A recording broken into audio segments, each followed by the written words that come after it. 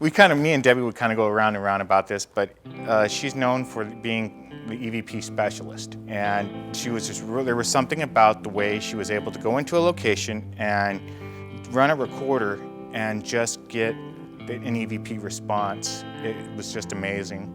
We do even voice EVPs via phone call.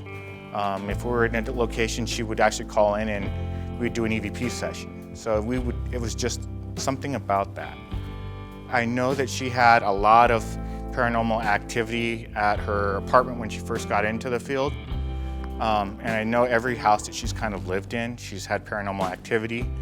And kind of some of her backstory, some of the houses that she's lived at, apartments and things, she's just always gotten EVPs. And she would share them with me, and my God, some of the stories she would tell me were just amazing, of a chest opening up on its own to, a door slamming upstairs and nobody's in the house, that sort of thing. My fondest memory of Debbie, let's think, there's so many of them. There was probably two. One was at the Glen Tavern Inn, and that would be in Santa Paula, California. It was Debbie's first event where she was actually hosting her own event by herself. She was real nervous about kind of doing the event by herself. It was me and then the Temporellis, and we wanted to kind of be there to be her support. I kind of helped her kind of keep everyone on the schedule and whatnot, and I'm like, hey, it's 10:15, everyone meets back here, and she kind of looked at me and she's like, that's right, Scott's taking over. And she kind of gave me that nod, and she was very proud at that moment. And that was the one time that really sticks out to me too.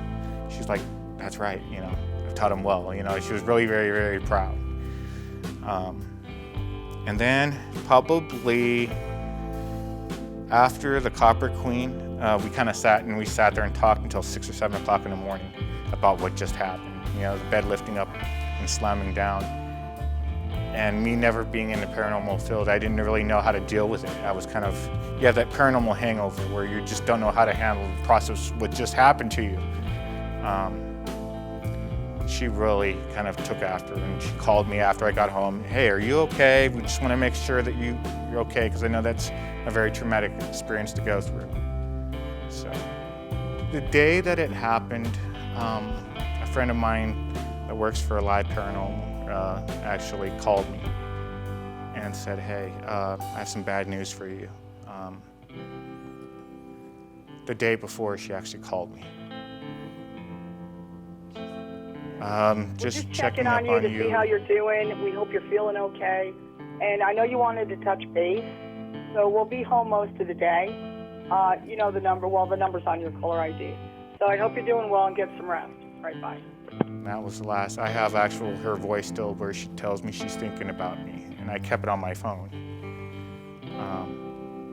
Just so, I have something special from her. And I keep her photos on my phone just so I know that she's there watching over me.